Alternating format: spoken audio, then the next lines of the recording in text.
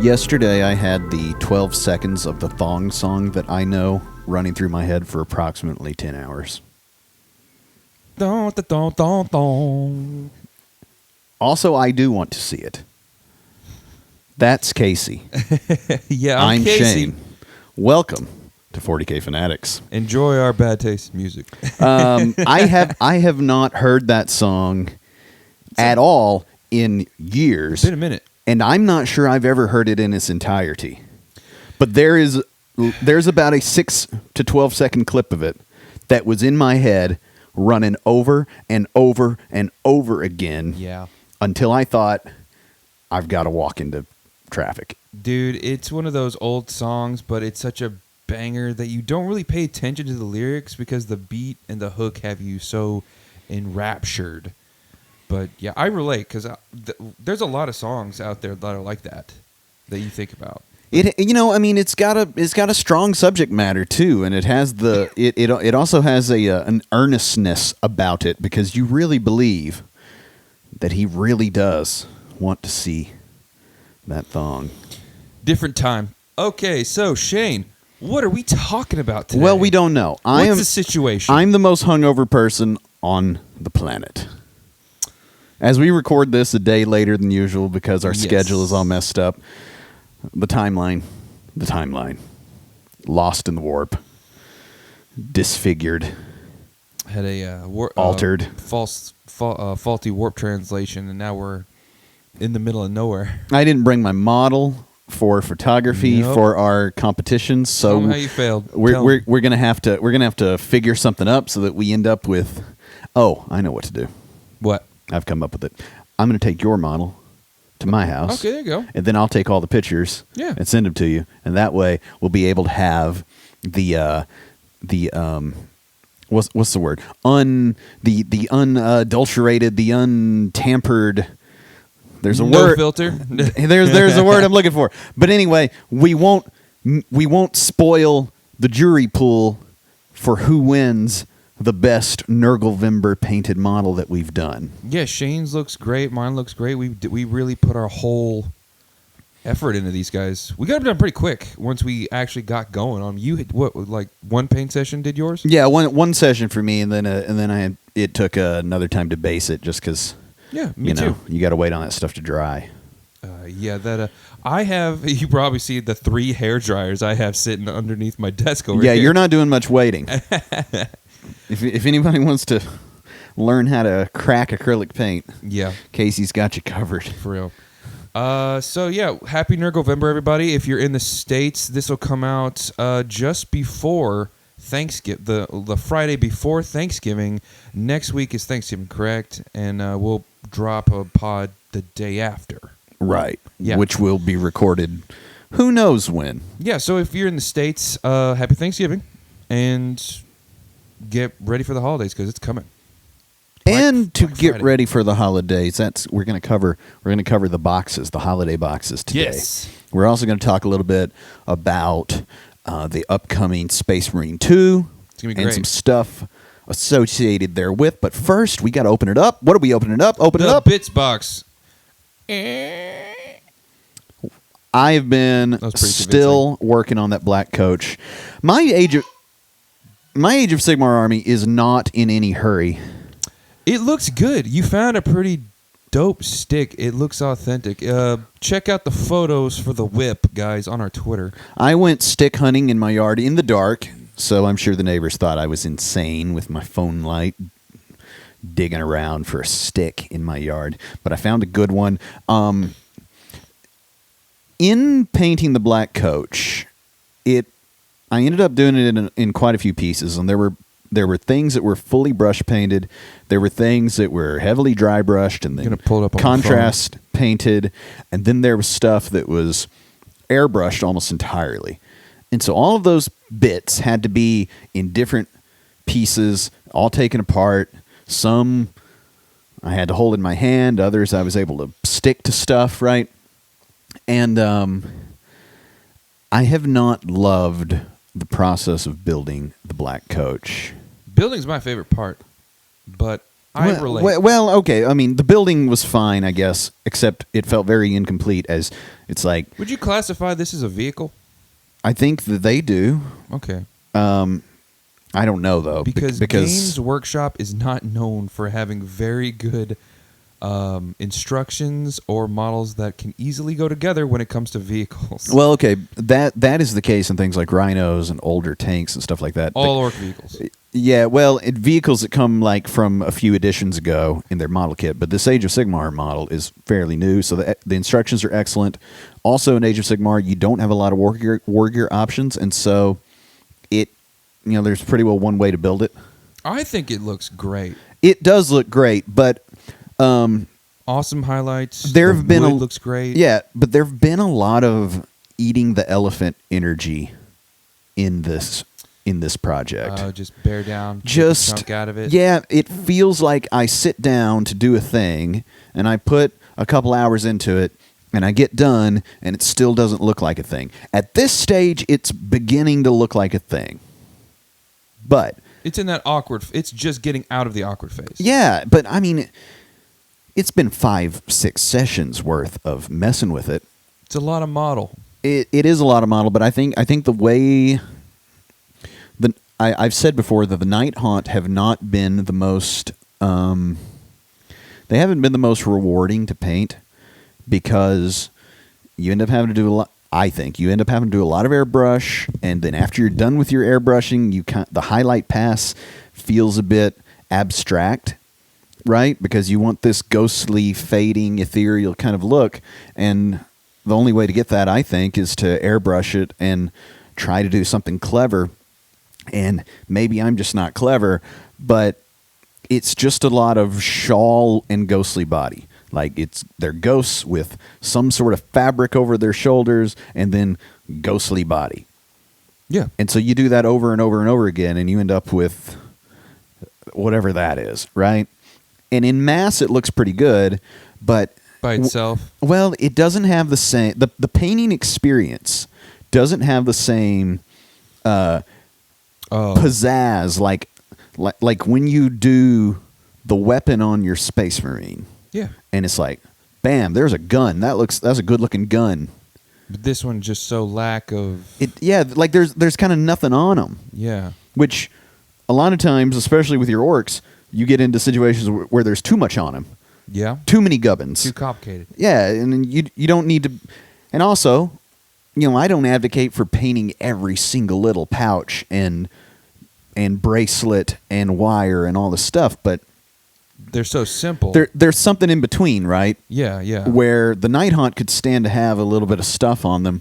However, once you put the stuff on them, they look good. Is their stuff also ghost stuff, or is it solid? So I've chosen to always make it solid, but you could, theoretically, work your way into an idea where their stuff is also somewhat ethereal.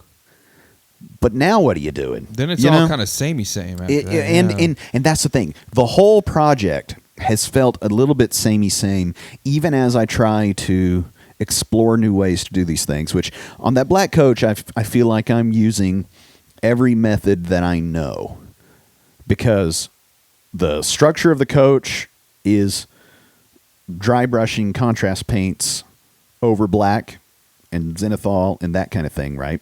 And then the horses are a full airbrush job with like a little bit of wash here and there and a highlight pass. And then the ghosts are airbrush and brushwork to end up with, like I say, the kind of shawl and then the ghostly body thing. And, then you paint a bunch of weapons. Meanwhile, there's all these curtains around the top that are just your regular old cape. Super simple. Yeah, it's like your cape and your dictal painting style, right? So, I don't know. I feel like once it's together, at this point I lack some basing and I lack some, like a final sort of detail pass. You know how I like to have all my hard white edges in places to make the thing read a certain way. So, I think there will be another pass at that. And it shows off in the coach, because the coach has like those really good highlights right where you want them to. Yeah, and I think the base is going to look cool. I also, it has the option to do, because the coach carries a coffin with somebody in it. Maybe the Age of Sigmar lore masters may know who it is they're transporting, but you have to have that open. So let's get a third guy on the pod. I took the top. I took the top off that and painted the dude in there separately and ahead of time before putting this all together. That was another little bit, painting this coffin, and then it sits down in a thing. So like the inside of that's a different color. It was a whole ordeal. Anyway, but then you've got the top of the coffin too, and I think I'm going to work that into the base. Okay, yeah. So maybe so that you don't, maybe it have looks to like cover it's up your bumped guy, off. Yeah, maybe it looks like it's bumped off, and now it's part of the scenery. Yeah, or as like it, you could like races across the battlefield. pin it with a paper clip, make it look like it's flying out the back or something. I don't know. That'd be cool. I don't know. Something. That's what I've done. I have also purchased a Demon Prince, and Ooh. and I opened the box The and I new took or old? the new Demon Prince. Okay, cool. And he's going to be part of my Black Legion army of Chaos Space Are you Marines. going to do him sort of generic? Are you going to go with like a specific god with him? So I'm going to do him. Obviously, the armor is going to be Black Legion. Yeah, he's going to be Black Legion. And I'm going to try to make him a green dragon of a Demon Prince. So I'm not sure which head is going to work the best, but I did look through the kit and all the bits and all the options. I've got extra bits for that. He's gonna have the hooved feet. Oh, obviously. He's gonna have the wings. Yeah. No one ever picks the power pack. No one. Yeah, you got to put the wings on, and the wings are gonna be another one of those little experimental kind of things. My plan is to do like Green Dragon scale type, armature. I don't know what we call the solid bit of wings. And then the fleshy bits will be almost a yellow color that fades off to green. But then I'm going to try to do an oil wash streaky grime. Yeah. So that all his little horizontal striations between the wing thingies look like they fade nicely, into just dirt and goop. And also that green color, and then the lighter color. Hopefully, it turns out looking like Nurgle-vember. some sort of creature. But a lot of people do him in red. In the box art, his skin is purple. Yes. And I think it'd be kind of cool to not do like a Nurgle green thing, but to do like a old school Forest Dungeons and Dragons green dragon scaly thing. That'd be cool. I think it could be really cool. I like that idea. That's what I was thinking when you described it. Yeah, and then of course he'll have the black armor with gold trim. Oh yeah. And I'll do that in the way that I do that. Okay, cool. In the rest of my army. You gonna like give him a name or anything? Oh, there's no telling. I honestly I don't love the Demon Prince as a thing, but I'm a little bit out of stuff to get for my Black Legion, and there's you bought it all, seen it all. I mean, I haven't. I've decided that I want a Land Raider because it's got the assault ramp. Oh yeah. And I was looking it up, and it can transport 12 dudes. Yeah. Terminators cost 2 dudes. Yeah. So 6 Terminators. 6 Terminators. Abaddon is a Terminator. So are his 5 homies. Yeah, and that's why they do 6. So I could turn 1, run the Land Raider out, fire las cannons into stuff, dump Abaddon and Co out, hold the center, and then run that Land Raider right into their lines. Assault ramp, charge Abaddon and the Terminators directly into the fray. Oh man, turn 1, because I think it moves 8 or 10. You're doing the opposite of what I thought you'd do. Well, yeah, because that's what the assault ramp does. It lets you disembark and charge. Because every other transport, if you disembark, you cannot charge. Huh. So you end up having to like stand there and hunker down for a shooting phase. I'm gonna have to look out for that when you play. Not these boys, man. You could just launch them and bomb it out there for just absolute pandemonium is what it would be. Which it would also be like you're going to sacrifice Abaddon on turn 1 in all likelihood because you're just sending him into everything that somebody's got. However, 10 flash kits.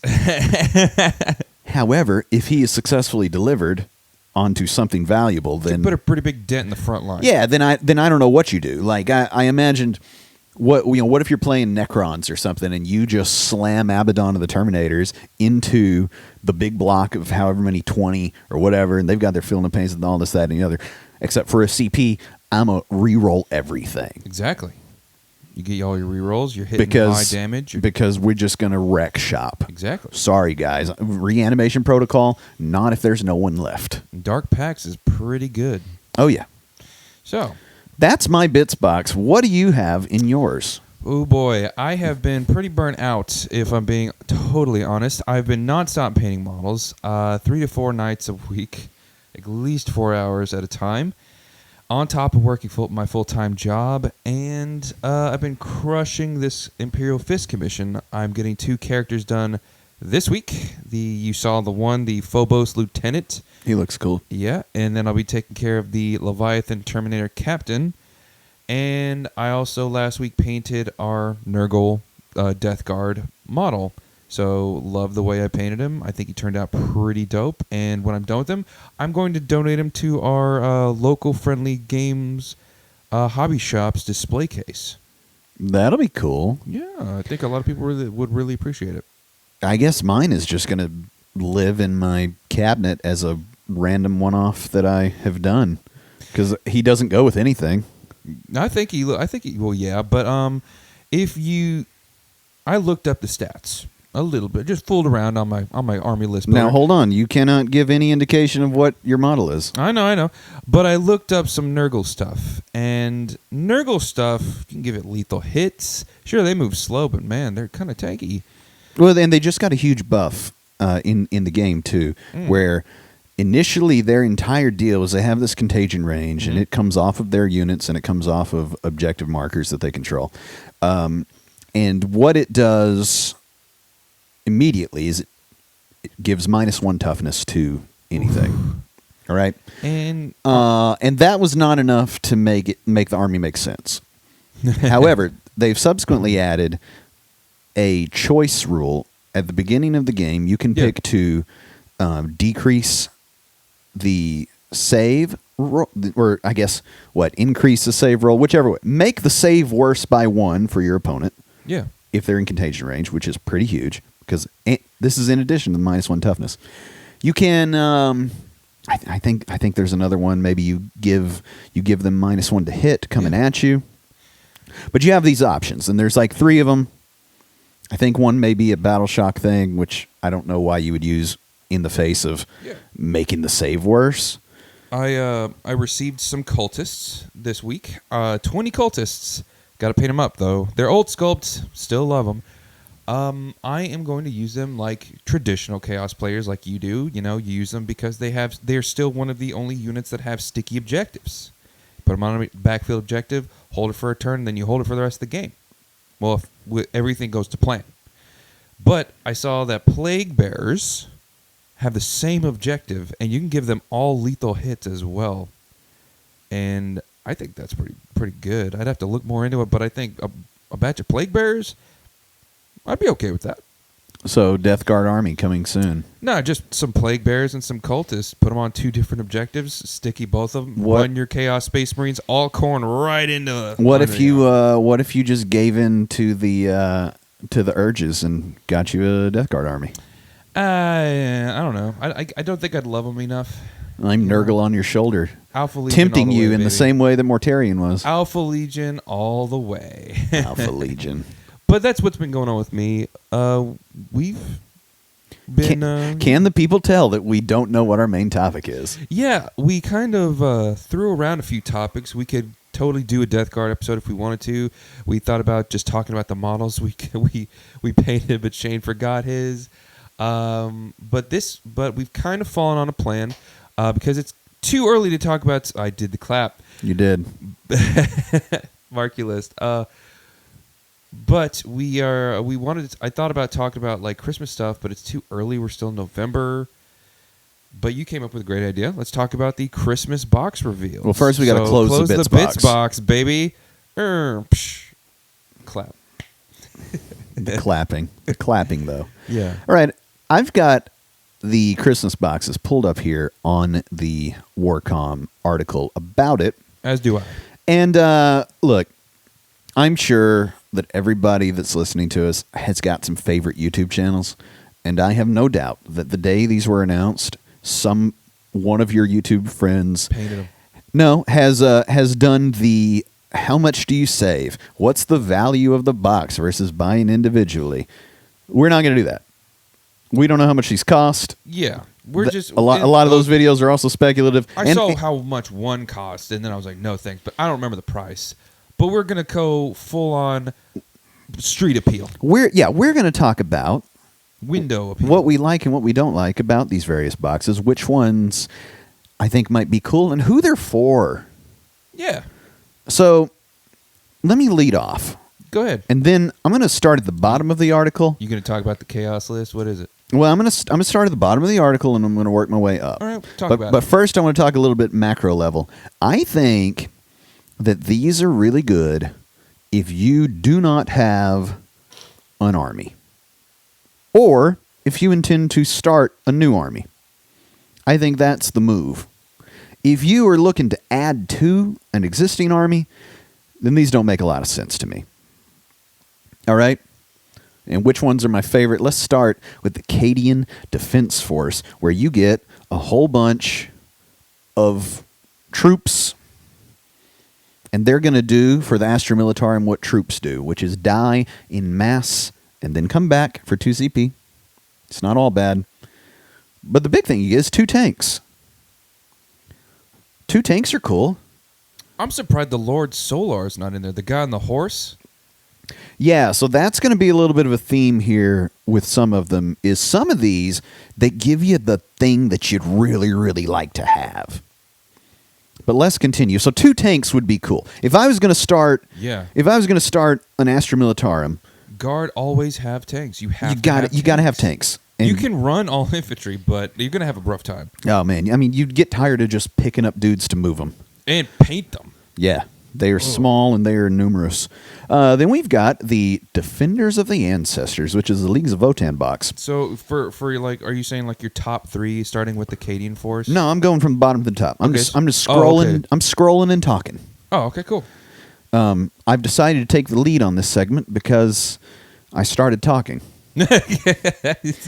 Go ahead. Next one. So the Leagues of Votann box is cool because there are like 7 models in the entire range, and this has got most of them. So again, if you're into the Space Dwarves and you don't have any already, you buy this and you get the Tonka Truck Land Fortress and its little brother, the whatever it's called. Sedgetar. Yeah.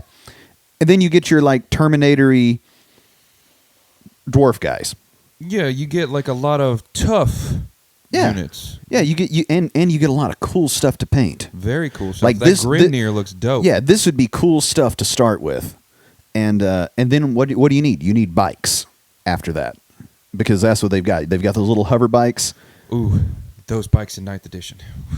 Yeah, they were bad news for you in 9th edition. They're not that great anymore. However, they also got a buff recently where before the issue with them was that they had to get a unit killed to give out a grudge token if it wasn't like the one leader dude who could see something.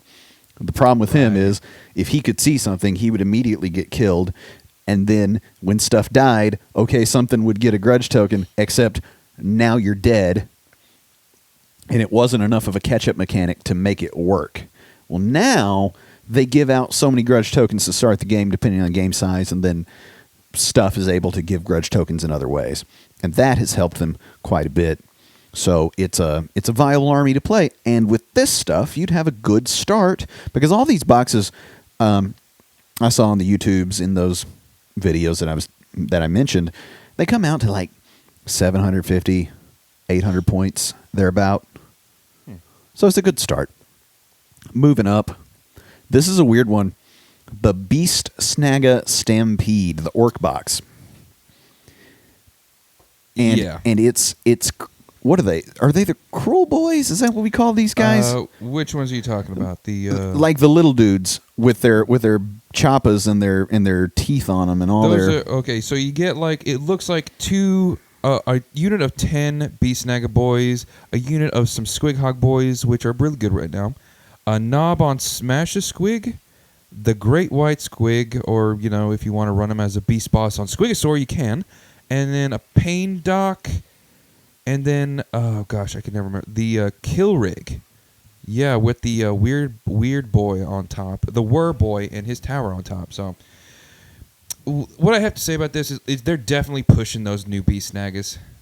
I think they're really neat. They are really neat. Are you more? You're just 100% more techie orcs, aren't you? Well, I'm more of the idea that I don't want to buy into the new hype and get the new flashy thing, let all my old stuff sit on a shelf, and then I don't know, in a year somebody gets nerfed and I get mad because I bought all this stuff. I'm not saying that they're not good, because they're really cool models. They're different for orcs, and man, that war boss on Squigosaur, you hear nothing but good things about him.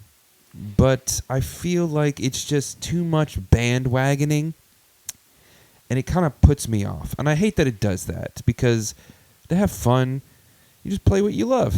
Yeah, I feel like that this is a very misguided take for a host of 40K fanatics. I know. Because I'm never like this, am I? You're never like this. Never. And here's my rebuttal to that, because I think you're tripping. I am. I definitely am. I'm not going to lie. More orc stuff is always good. Yes. Because none of it makes any sense. Exactly. Why shouldn't you have your I'm looking in the Grimdark podcast painting studio. I'm looking at his pile. Yeah, what is the jet that's got the tracks on scrap jet? The Megatrax scrap jet. My favorite model in my army. It makes no sense. It doesn't do anything especially awesome. Baby. Right.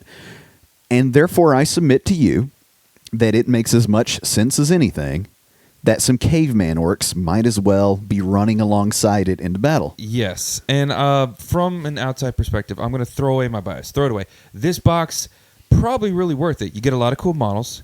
You get a little bit of the infantry orcs aesthetic and fun to play. You get some more powerful units. And you get to play the playstyle that I like to do, where I throw a lot of small things around instead of using big heavy tanks. Well, here's the other thing. This box, I think, is the exception to that if you're starting a new army thing, because this is going to be good for people that already have an orc army but are like, I kind of want some weird stuff. Yeah, if you were a guy who was always played orcs and you were like holding off on getting the Beast Nagas, but you think you want to do it, this box is for you, because you get pretty much every single one but one Beast Naga model. Yeah, you get all the weird animals. Yeah. I just love the idea of a cavalry charge next to on these big squigs, right? Yeah, and they're good. Next to the bike charge. Like simultaneously, okay, the bikes are going to charge and the Squig Hog dudes are going to charge. It's like, what? I love my bike charge. It's so ridiculous. I love it. Moving on. The Spearhead Force.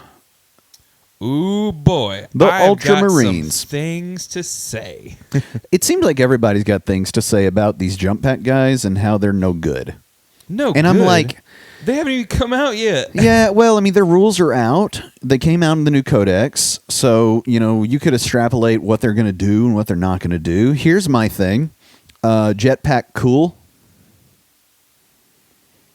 Full stop. Jetpack cool. Oh, 100%. Yeah. Like jetpack. Casey liked jetpack. Oh, Casey loved jetpack. Shane liked jetpack. Jetpack, go jump. Yeah, and you don't have to play Ultramarines, even though they've painted them up like that. Hey, they know what sells. Yeah, is this your first day? Is this your first time in 40K? They come with bikes too, and these are the new bikes that. Yes, the Primaris Outrider. I'm still anti-bike.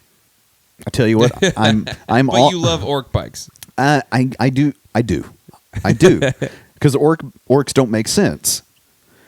Yeah. These guys are supposed to be an elite fighting force, and they're out here somehow aiming bolter shots off the front of their motorcycle, and then they're getting engaged in combat for multiple turns. Yeah. On a motorcycle. What are they doing? Donuts? Now, for this one, Are they doing big Akira slides the entire time?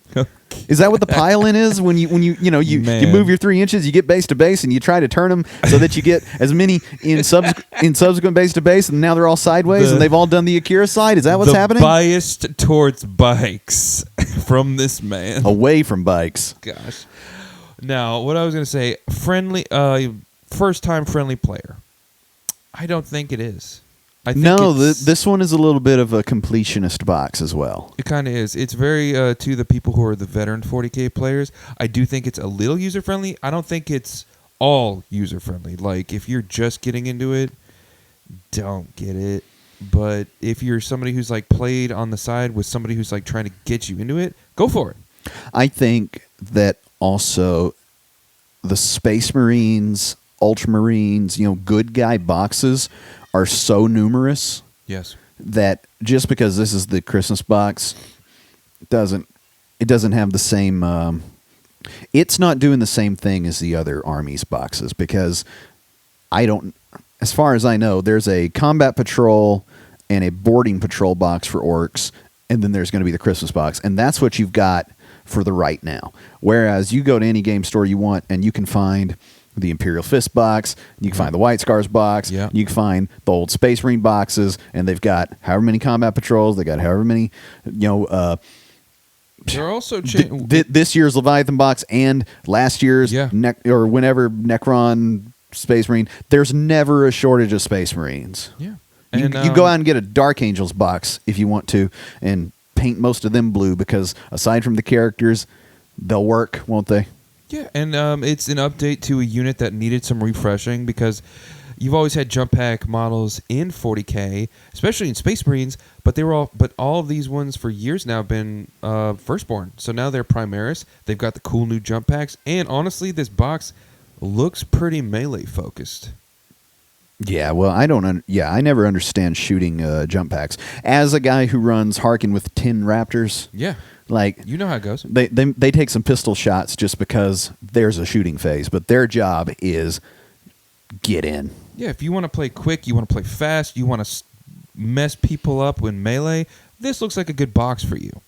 Like Raven Guard players, Blood Angels players, maybe even Space Wolf players, you guys are going to love this box. From my opinion, I think you're going to love this box. The Onslaught Swarm. Ooh, yeah. It's the bugs. Okay, it's now the bugs, baby. Now, this is another excellent way for someone to start an army, because you get 2 big cool things, and then you get the swarm. You get the skittering swarm that you envision, right? Then you go out and get a couple of the shooty things, maybe some other big stompy monsters, and then you've got an army, right? Like, I bet this thing's got to be, and we've not done any math, but it comes with the Norn Emissary, which is a dope model. The big Chungus. Like the size of a knight, I think. Yeah, and he's new, and he's awesome. I've seen one in person. It is outrageous looking. You've got the Winged Hive Tyrant, which is the better of the 2 tyrants. Yeah, which I imagine. I guess you can build it. I mean, that's a one box thing, right? You can build it with wings, without. 2. You get a winged hive tyrant, or you get a normal hive tyrant, but you want the winged one because it gives you more. It gives you all the same stuff, but it gives you more mobility. It's got the new Gene Stealers. Ooh, yeah, and they look good. They do. And the Termagants. Yeah, I mean, you go out and you get this, and then you buy like one shooty bug, and you're playing a 1K game. Again, very melee focused from the looks of it. Yeah, and well, I mean, Tyranids are Tyranids, right? True. Yeah, that one, perfect example of this is your first army. Oh yeah, very very friendly. Or you got your half of the Leviathan box. Here's the big new stuff too, to go with all that. Throw some shooty stuff in there, and then you're good to go. You're balanced. All right. It's at the top of the list. That's why I went from bottom to top, because it is also, I think, the best one. I'm starting to agree with you. Exalted of the Red Angel. Ooh, boy. This is ridiculous. All right. It's the World Eaters box. Yeah. And it is an army starter to just a world beater of an army starter because it's got Angron. Angron himself. I did not expect that. It's got the Exalted 8-bound, 2 boxes of them. Man, not even 8-bound, Exalted 8-bound.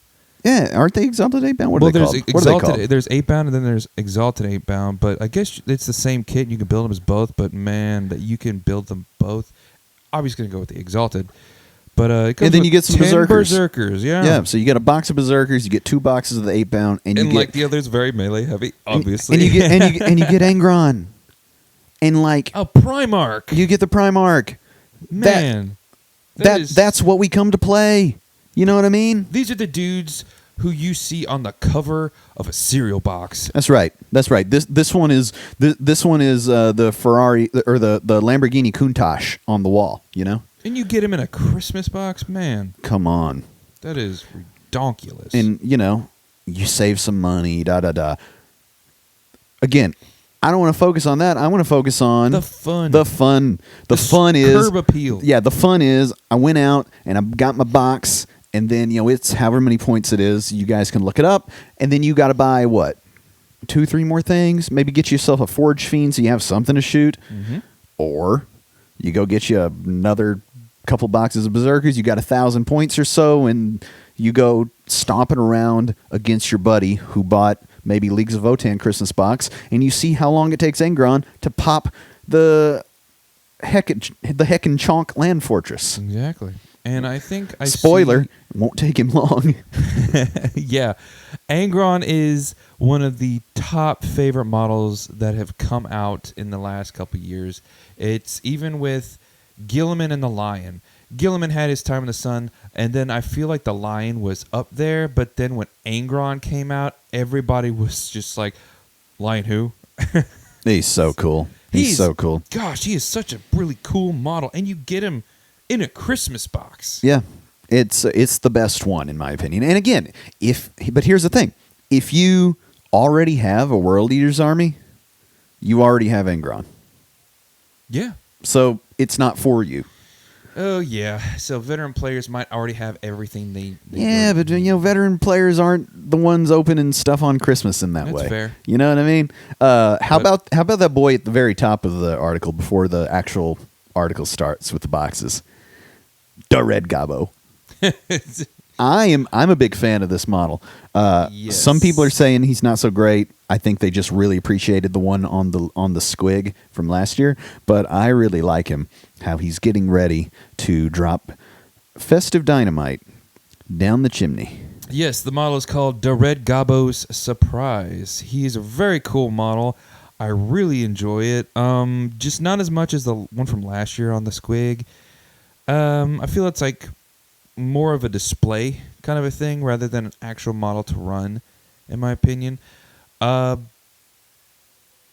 yeah, orcs. It's still fun. It's still crazy and wacky, and it's the Red Gobbo. So, what do you got to say about it, Shane? I like him. I like him a lot. I think he's neat. I haven't gotten like one of the limited models yet. A friend of mine painted the Goff Rocker. Yes. And he was really cool. I put him together for her, and then she took and painted him. But yeah, and if I see the Red Gobbo around, he's gonna get picked up. Yeah. I'm a kind of guy, if I love something and I want to paint it, if I spend the money on it, I'm gonna play it. Now, if I got him like cheap, I'd keep him on my shelf. But if I bought him for full price and everything, I'm gonna run him. Can you run the Red Gobbo, or are you gonna proxy him as something? I checked. You cannot put him in the army right now. The other stuff, there's no Red Gobbo.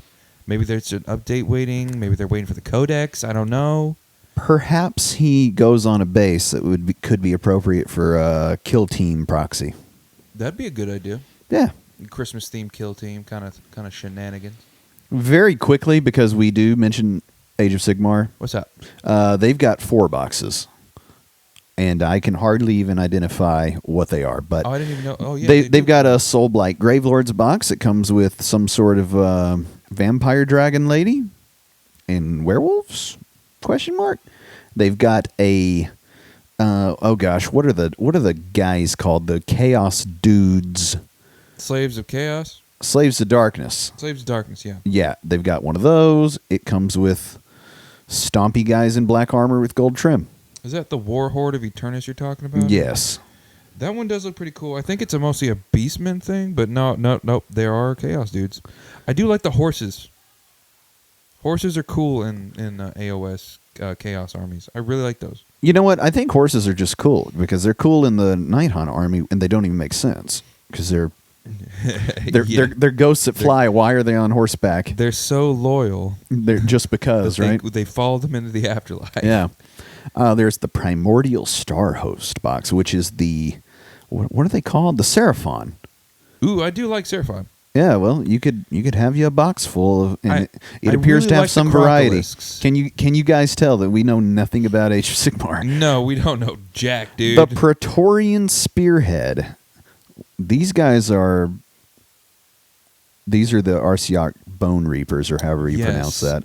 Such an interesting army. Such a weird army. I feel like that would be the most same army to paint because you have your bone recipe. I agree. Yeah, you have your bone recipe. We all have one for skulls and stuff, and you would just do that to death. You know, it looks like the theme on these ones so far is some infantry, some cavalry, and a few elite units.